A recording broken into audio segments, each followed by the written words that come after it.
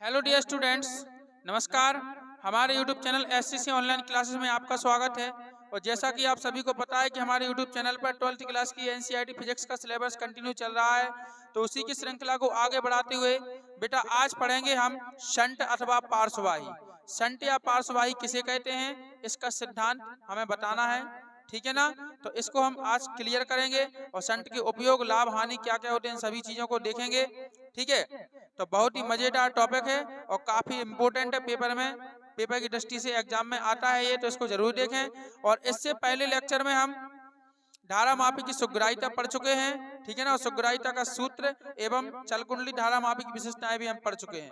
तो प्लीज इन सभी वीडियो को आप जरूर देख लें, क्योंकि वो भी क्वेश्चन इंपोर्टेंट है एग्जाम की दृष्टि से, ठीक है। तो चलिए ज्यादा समय ना लेते हुए हम चलते हैं, हम देखते हैं कि शंट या पार्श्ववाही किसे कहते हैं।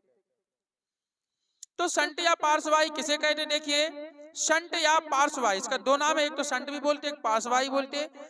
एक प्रकार से क्या है, एक तार ही है, एक प्रकार से क्या है, एक पतला तार है जिसका प्रतिरोध बहुत अल्प होता है, बहुत कम होता है, ठीक है ना।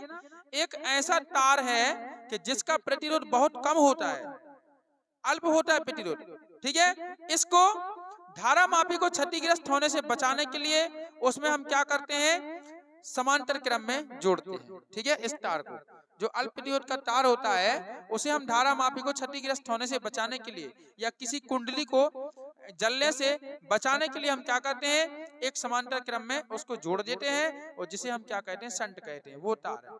इसको आपने देखा होगा नॉर्मली घरों में, कहीं कहीं आपने देखा होगा कि जैसे फ्यूज देखा, तो एक प्रकार से फ्यूज को भी हम शंट कह सकते हैं, क्योंकि फ्यूज भी एक पतला सा तार होता है जो रेड कलर का बल्ब सा जलता है ना, अपने घर में लगा रहा है, रेड कलर का छोटा सा बल्ब लगा रहता है, जिसे अपन फ्यूज बोलते हैं, फ्यूज लगा है। जब धारा प्रबल आती है तो क्या होता है, वो फ्यूज फट जाता है, ठीक है, उड़ जाता है, फट जाता है फ्यूज, तो बल्ब बंद हो जाता है और आगे से फिर धारा उसमें नहीं जा पाती है। तो उस तार को भी आप शंट मान सकते हो। सेम इसी तरह शंट का तार होता है, शंट होता है कि उसको धारा मापी को क्षतिग्रस्त होने से बचाने के लिए धारा मापी के साथ समांतर क्रम में उसको जोड़ दिया जाता है, और धारा मापी में नहीं, कई उपकरणों में जोड़ा जाता है, ठीक है ना। कई उपकरणों में जोड़ा जाता है कि जैसे मान लो आपको धारा, जैसे जाना प्रबल धारा आ रही, अब वो नहीं कर पा रहा सहन, ठीक है ना, तो उड़ेगा तो जलेगा, तो फ्यूज ही जलेगा, बाकी तुम्हारा उपकरण नहीं जलेगा। क्लियर है। तो चलिए हम यहाँ पे देखते हैं शंट। एक हम चित्र बनाते हैं, एक परिपथ बना रहे हैं। इस परिपथ में ये क्या जुड़ा हुआ है, आपका गैल्वेनोमीटर, ठीक है ना, यानी धारा मापी जुड़ा हुआ है। और इसमें हमें क्या करना है, समांतर क्रम में एक शंट जोड़ना है, समांतर क्रम में एक तार जोड़ना है, जिसे हम क्या कहते हैं, शंट कहते हैं। तो चलिए देखिए, इसको हमने जोड़ दिया, ये हमने प्रतिरोध जोड़ दिया, इसे क्या कहेंगे बेटा, हम शंट कहेंगे, ठीक है ना। ये एस, इसको एस नाम दे रहे, एस का मतलब होता है शंट। क्लियर। अब देखिए हम जैसे ही क्या कहेंगे कि इस शंट में धारा प्रवाह, अच्छा, अथवा दूसरी परिभाषा आप एक और दे सकते हो, पता है, एक इसकी दूसरी परिभाषा भी दे सकते हो कि किसी कुंडली को क्षतिग्रस्त होने से बचाने, किसी कुंडली को क्षतिग्रस्त होने से बचाने के लिए उसके समांतर क्रम में, ठीक है, उसमें समांतर क्रम में अल्प प्रतिरोध का एक तार जोड़ा जाता है, जिसे हम क्या कहते हैं, शंट कहते हैं। तो शंट की परिभाषा किसी प्रकार से आप दे सकते हो। तो ये आपका परिपथ बना हुआ है। अब इस परिपथ में क्या कर रहे हैं, हम आई धारा प्रवाहित कर रहे हैं। क्या कर रहे हैं, इस परिपथ में आई धारा प्रवाहित कर रहे हैं। देखो ये जा रही है, ये होगी ना आई धारा। अब ये आई धारा जैसे ही इस किनारे पर आएगी तो दो भागों में बटेगी। कितने भागों में बटेगी, दो। एक तो जाएगी गैल्वेनोमीटर यानी धारा मापी में, एक धारा कहाँ जाएगी, धारा मापी में। तो धारा मापी में जो धारा आपकी जा रही है उसको हम क्या बोलेंगे बेटा, आईजी, क्या बोलेंगे उसको, आईजी। और एक धारा प्रवाहित हुई कहाँ, शंट में से, एक धारा प्रवाहित होगी कहाँ, शंट में से, तो इसको क्या बोलेंगे हम, इसको बोलेंगे बेटा आईएस। क्या बोलेंगे इस धारा को, आई संकेत में एस, ठीक है। और मुख्य धारा आईजी में से प्रवाहित होकर फिर यहाँ से क्या हो जाएगी, निकल जाएगी। क्लियर है।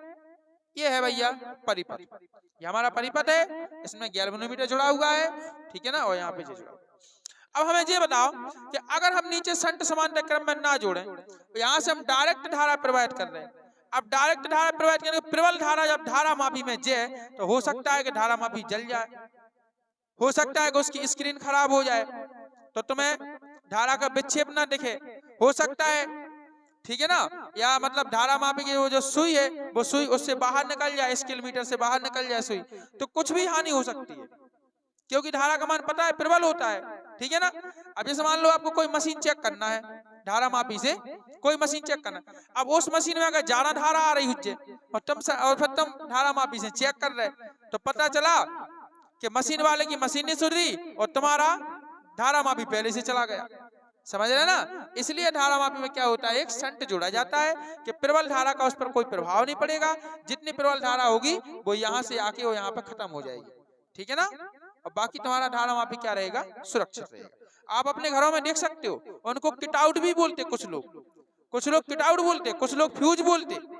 समझ गए, वही किट आउट है शंट, वही शंट कहलाता है। अपने हाँ सब जगह कोई भी विद्युत उपकरण हो, कोई भी विद्युत चुंबकीय उपकरण कुछ भी हो, उसमें आजकल लोग किट आउट लगवाने लगे हैं। इसलिए लगवाते हैं किट आउट, वो सोचते हैं कि किट आउट तो कितने रुपए का आता है, 10-20 रुपए का आएगा, 50 रुपए का, तो वही तो जाएगा। ठीक है ना, हजारों का सामान तो नहीं चलेगा, बताओ।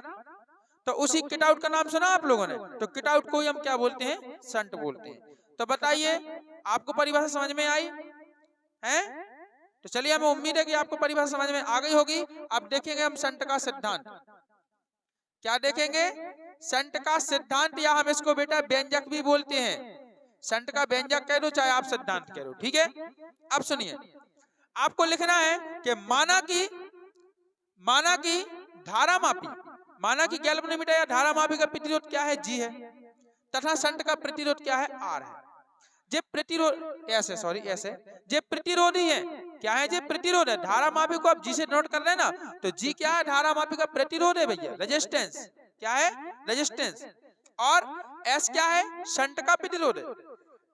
इतना लिखने के बाद जब परिपथ में आई धारा प्रवाहित की जाती है, ठीक है ना, जब परिपथ में आई धारा प्रवाहित की जाती है, ठीक है ना, तो धारा में तो वो जो आई धारा प्रवाहित कर रहे हैं वो धारा मापी में से आई जी के रूप में तथा शंट में आई एस के रूप में प्रवाहित होती है।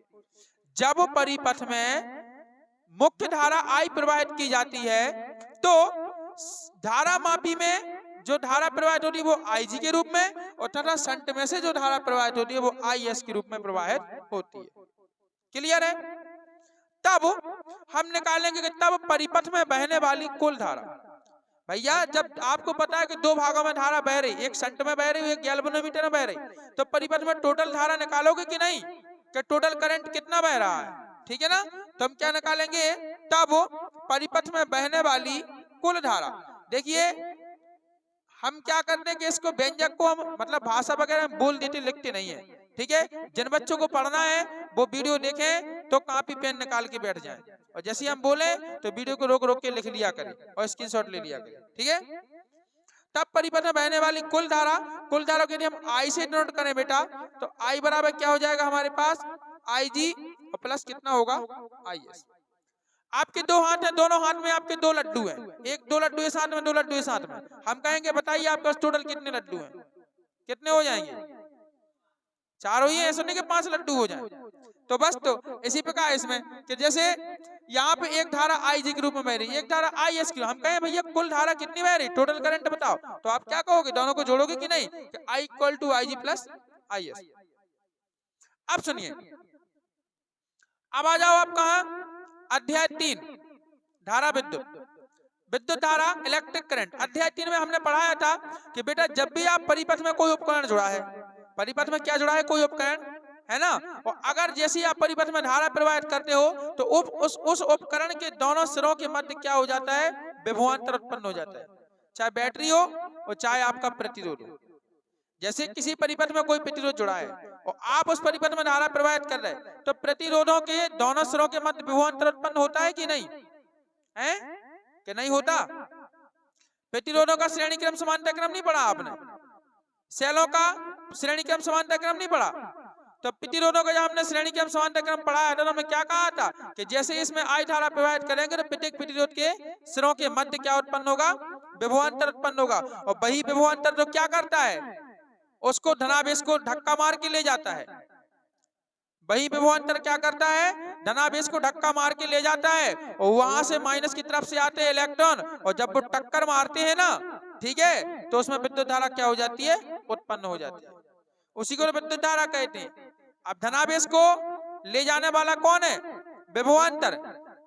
क्यों ले जाता है, क्योंकि आपने देखा होगा अक्सर जो बड़े आदमी होते हैं ना, वो कहीं पे नहीं जाते, उनको धक्का मार मार के ले जाते हैं, क्योंकि वो बड़े आदमी है, उन्हें बस पलंग पे पड़े रहते, कहीं नहीं जाते, उनकी इच्छा ही नहीं होती जाने की कहीं। गरीब तो बेचारा यहाँ वहाँ दौड़ता रहेगा, क्योंकि उसको अपना पेट भरना है। अब जिस पर करोड़ों रुपए लाखों रुपए हैं, जो होशियार जो अमीर है, वो क्यों जाएगा, क्यों भटकेगा, वो तो पड़ा पड़ा खाएगा। तो ऐसी धनावेश का काम है। ऐसे ही क्या है धनावेश का काम, धनावेश क्यों जाएगा, अरे भैया धनावेश को ले जाने वाला विभवांतर होता है। विभव क्या करे, उसको धक्का मार मार ले चल चल, वहां से इलेक्ट्रॉन बेचारे गरीब आदमी दौड़ते हैं, और उनकी कोई वैल्यू नहीं, जाके टकराते धनावेश से, तो ऊष्मा उत्पन्न हो जाती है। तो हम कहते वाह हमें गर्मी मिल रही, वाह हमें हवा मिल रही, पंखा चलने लगा, ठीक है ना। तो फिर उसी से क्या होता है, विद्युत धारा यानी विद्युत करंट प्रवाहित होता है, और उसी से ऊष्मा निकलती है, जिसका उपयोग आप हीटरों में करते हो, आप जो वाटर हीटर में करते हो, ठीक है ना, और आप प्रेस में करते हो, आयरन मीन्स होता ना प्रेस, हाँ, तो इन सभी में आप करते हो, तो वो ही ऊष्मा है, ठीक है ना, वही ऊष्मा है, किसी भी चीज को हीट करना है तो उसी की ऊष्मा है। तो बेटा इसी प्रकार यहाँ भी हमने जैसे ही धारा प्रवाहित करी, तो गैल्वेनोमीटर जी है, इसके दोनों सिरों के मध्य क्या होगा, एक विभवांतर उत्पन्न होगा। क्या होगा, एक विभवांतर उत्पन्न होगा, और इसके विभवांतर को क्या बोल, इसको हम समीकरण नंबर 1 दे रहे हैं, क्या दे रहे हैं, 1 दे रहे हैं। इसके विभवांतर को क्या बोलेंगे हम, भीजी, विभवांतर को क्या बोलेंगे, भीजी। क्यों, भी मीन्स विभवांतर, और गैल्वेनोमीटर का संकेत क्या होता है, स्मॉल जी, कैपिटल जी होता है, लेकिन हमने स्मॉल जी लिख दिया विभवांतर के लिए। तो यदि परिपथ में आई धारा प्रवाहित करेंगे, तो जी के सिरों के मध्य विभवांतर जी तथा एस के सिरों के मध्य विभवांतर होगा, ठीक है ना, क्रमशः भीजी और भीएस क्या होगा, विभवांतर उत्पन्न होगा। तो भीजी बराबर कितना हो जाएगा, विभवांतर भी बराबर ओम के नियम से क्या होता है, आर इंटू आई, पता है, प्रतिरोध गुणे धारा या धारा गुणे प्रतिरोध क्या कहलाता है, विभवांतर कहलाता है। यहाँ आप लिख देना ओम के नियम से। हाँ बेटा, कुछ बोला है आपने, किसी ने कुछ बोला है, यहाँ लिख देना पहले ओम के नियम से। काय के नियम से, साइमन ओम ने दिया था हमें ये नियम, नंतर हमें कैसे पता चलता कि हम धारा बहाते हैं तो विभवांतर उत्पन्न होता है, पता है। देखो इसको दो प्रकार से बोला जाता है, सुनो, दो प्रकार से बोला जाता है। कोई कोई लोग ये कहते हैं कि हमने धारा प्रवाहित की तो दोनों सिरों के मध्य क्या हो गया, विभवांतर उत्पन्न हो गया, और कोई कोई ये कहता है कि हमने दोनों सिरों के मध्य विभवांतर लगाया सो धारा उत्पन्न हो गई। तो बात एक ही है, समझ रहे, बात एक ही है, विभवांतर लगाओगे तभी तो धारा प्रवाहित होगी। तो हम ये कह सकते लगाया गया विभवांतर या उत्पन्न विभवांतर, बात बराबर। जिसकी जैसी भाषा अपने अपनी लैंग्वेज में लोग बोलते हैं, ठीक है, और अपने अपनी लैंग्वेज किताबों में लिखा रहता है। तो ओम के नियम से तो क्या होगा, जी के सिरों के मध्य उत्पन्न विभवांतर, तो जो होगा आपका भीजी, भीजी बराबर क्या होगा बेटा, आई जी, आई जी क्या है, प्रवाहित होने वाली धारा, किसमें, गैल्वेनोमीटर में, और इनटू प्रतिरोध क्या है, कैपिटल जी। इसको समीकरण नंबर कितना दे दो, 2 दिया है कि नहीं है, भीजी बराबर आई जी इंटू जी, समीकरण दिया है कि नहीं, डाउ हुई है और नहीं देना जैसे नहीं दो तुम्हारी मर्जी। अब इसी प्रकार संट के सिरों के मध्य उत्पन्न विभवांतर, तो संट के सिरों के मध्य उत्पन्न विभवांतर क्या होगा बेटा, बीएस, बीएस बराबर कितना हो जाएगा, आई एस इंटू एस हो जाएगा। आई एस क्या है, संट में बहने वाली धारा है, और कैपिटल एस क्या है बेटा, उसका प्रतिरोध, ठीक है। इसको समीकरण नंबर कितना दे दो, 3। अब फिर से जाओ अध्याय 3 में, अध्याय 3 में पढ़ाया था हमने प्रतिरोधों का समांतर क्रम संयोजन, और पढ़ाया था हमने श्रेणी क्रम संयोजन। अच्छा आप हमें एक बात बता दो कि जब हम प्रतिरोधों को श्रेणी क्रम में जोड़ते हैं तो बताइए उसमें कौन नियत रहता है, धारा नियत रहती है कि विभवांतर, धारा नियत रहती है। लेकिन अगर हम प्रतिरोधों को समांतर क्रम में जोड़ दें तो कौन नियत रहेगा, विभवांतर। तो बताइए संट और गैल्वेनोमीटर काय में जुड़े हैं, कौन से क्रम में जुड़े, तो समांतर क्रम में जुड़े, तो क्या रहेगा इसमें, नियत, विभवांतर नियत रहेगा, या नियत का मतलब विभवांतर क्या रहेंगे, बराबर रहेंगे। तो हम क्या लिखेंगे यहाँ, चूंकि धारा मापी और संट समांतर क्रम में जुड़े हुए हैं, इसलिए इनके बीच मतलब इनके सिरों के मध्य उत्पन्न विभवांतर का मान कैसा होगा, बराबर होगा या नियत होगा। जब नियत होगा या बराबर होगा तो हम क्या करेंगे, दोनों को इक्वल कर देंगे, ठीक है ना। तो हम समीकरण कितने से कर रहे हैं, 2 और 3 से। तो यहाँ लिख देंगे हम भीजी और बराबर कितना होगा, सॉरी बीएस, बीजी बराबर कितना कर देंगे बीएस। समीकरण 2 व 3 से इनके मान रख दो। मान रखेंगे तो बताइए बीजी का मान कितना है भैया, आई जी इंटू जी इक्वल, तो बताइए बीएस का मान कितना है बेटा, आई एस इंटू कितना है एस। अब आपको क्या करना है, प्रतिरोध प्रतिरोध एक साइड कर देना है और धारा धारा क्या करना है, एक साइड कर देना। कोई बात नहीं, आप ऐसा करो जी को यही रहने दो, ठीक है ना, और जो एस है जे गुणा में इसको कहाँ लाओ, इधर भाग में लाओ, तो एस को हम यहाँ ला रहे हैं, ठीक है ना, बराबर आई जी है, आई जी को बेटा यही रहने दो, ठीक है, अपॉन और J I S, oh sorry I S को, ये आई एस है, 1 मिनट थोड़ी सी mistake, my little mistake, I S, हाँ आई एस को आप यही रहने दो, आई एस को यही रहने दो और बटे आई जी को कहाँ लाओ, इसके नीचे लाओ। क्लियर है, थोड़ा हमने यहाँ से चेंज कर दिया, बाद में पलटना नहीं पड़ेगा इसलिए, ठीक है। अब हमें क्या करना है, इतना आगे हमारे पास क्या आ गया, जी अपॉन एस बराबर आई एस अपॉन आई जी। अब बेटा क्या करो, दोनों पक्षों में एक जोड़ दो, दोनों पक्षों में क्या कर दो, एक जोड़ दो, इसको बोलते हैं हम योगानुपात नियम। क्या बोलते हैं, योगानुपात नियम। जब पहले एनसीईआरटी के पहले जब हम पढ़ते थे तब एक मैथ थी, तब मतलब मैथ की किताब अलग से थी, मैथ की बुक, उसमें होते थे योगानुपात नियम, अंतरानुपात नियम, योगांतरानुपात नियम, एकानुपात नियम। इतने कठिन सवाल, इतने दिमाग खराब होता था उनमें, वो नियम नियम समझने में पूरी साल निकल जाए, बहुत खतरनाक मैथ थी। अब एनसीईआरटी तुम्हारी काफी सरल लगी, एनसीईआरटी मैथ मेरे कुछ है ही नहीं नॉलेज में।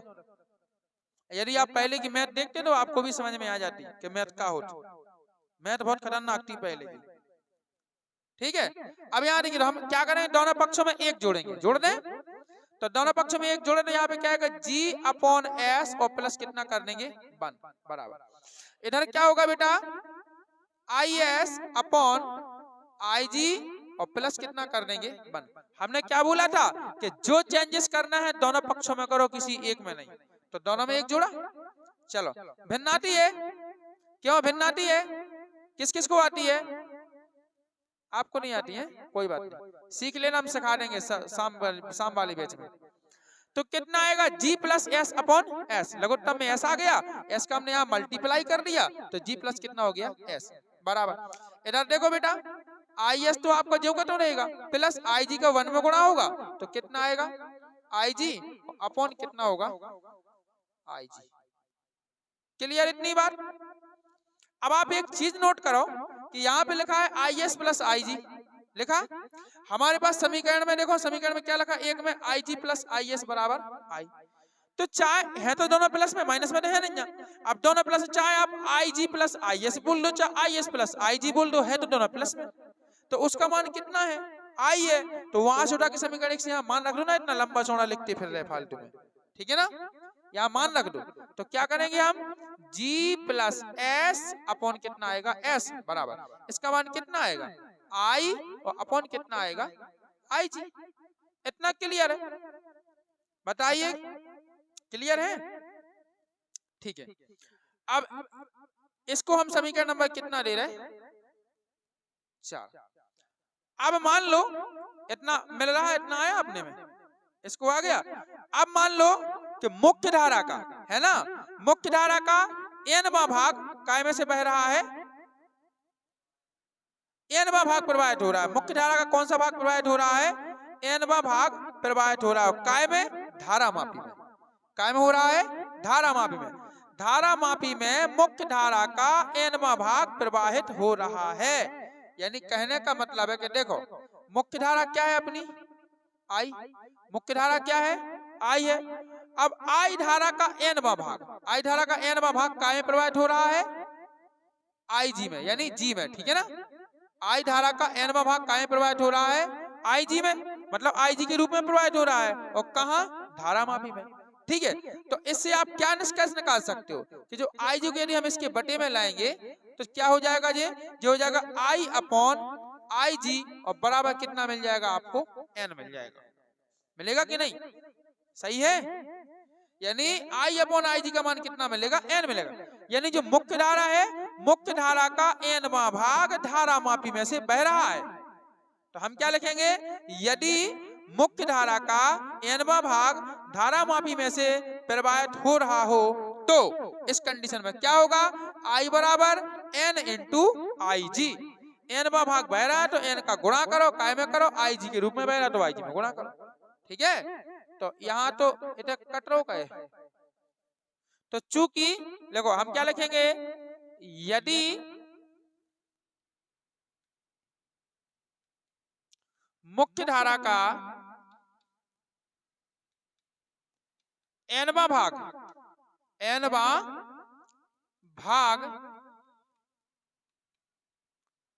धारा मापी में से प्रवाहित तो हो रहा हो, कट रहा पूरा वाला का बोर्ड, हो रहा हो तो थोड़ी राइटिंग अच्छी नहीं है, मजाक नहीं उड़ाना। ठीक है, थोड़ी राइटिंग गड़बड़ है, मजाक मत उड़ाना कोई भी, है ना। हो रहा हो तो क्या होगा बेटा, तो क्या होगा, आई इक्वल कितना आएगा, एन इंटू आई जी। और जब आई जी का पक्षांतर करोगे तो आई अपॉन आई जी बराबर कितना मिलेगा आपको, एन। अब एन की वैल्यू मतलब इसकी वैल्यू एन है तो समीकरण 4 में रख दो। ठीक है ना, तो क्या लगेगा हम समीकरण 4 से, बहुत सिंपल है, कुछ भी नहीं है भैया। समीकरण 4 से क्या है हमारा, जी प्लस एस अपॉन एस, क्या है, जी प्लस एस अपॉन एस। हमने ऐसा इसलिए कहा, ऐसे इसलिए किया कि आपको पलटना नहीं पड़ेगा मान को, ठीक है, उतने ही में आ जाएगा। एन हो गया इसके स्थान पे, अब क्या करो, क्रॉस मल्टीप्लाई कर दो, ठीक है ना, तो क्या हो जाएगा, जी प्लस एस बराबर एस का एन में गुणा करो, क्या होगा, एन एस होगा कि नहीं।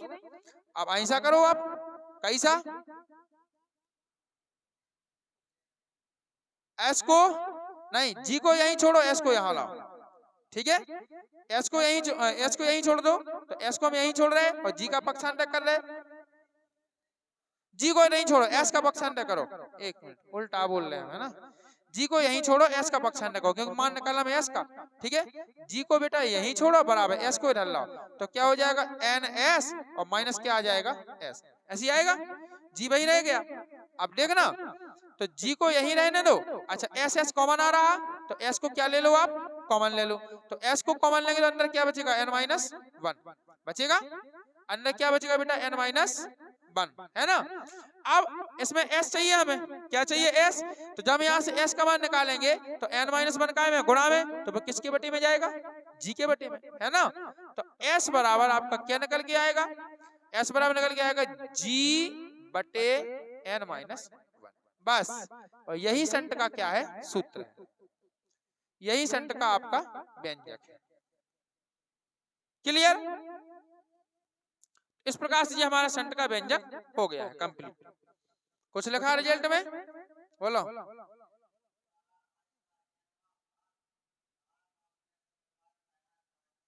हाँ हाँ,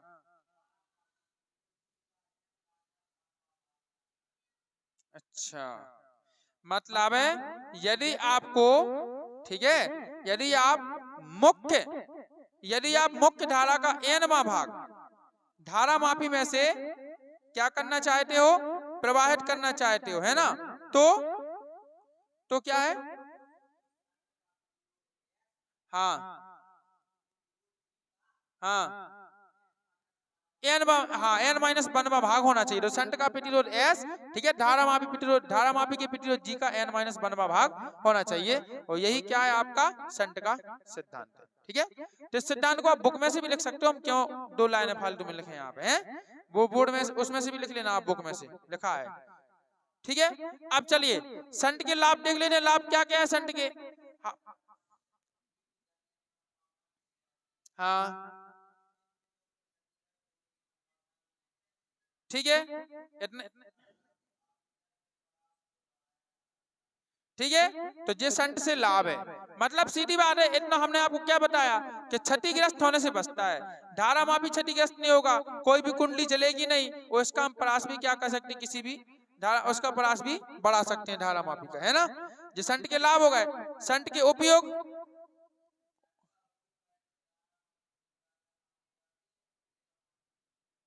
नहीं उपयोग है का, वही उपयोग बोल लो शायद, हाँ हाँ हाँ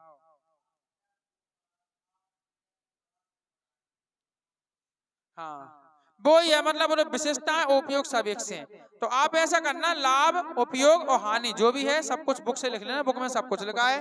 हमेशा पढ़ाई बुक से किया करे, ठीक है। टीचर का काम होता है कि बस समझाने का, टीचर आपको समझाता है, बाकी अपने हिसाब से बुक से पढ़ा करे। बुक सबसे अच्छी चीज है, जब तक आप बुक को नहीं देखोगे तब तक कहीं कुछ नहीं है।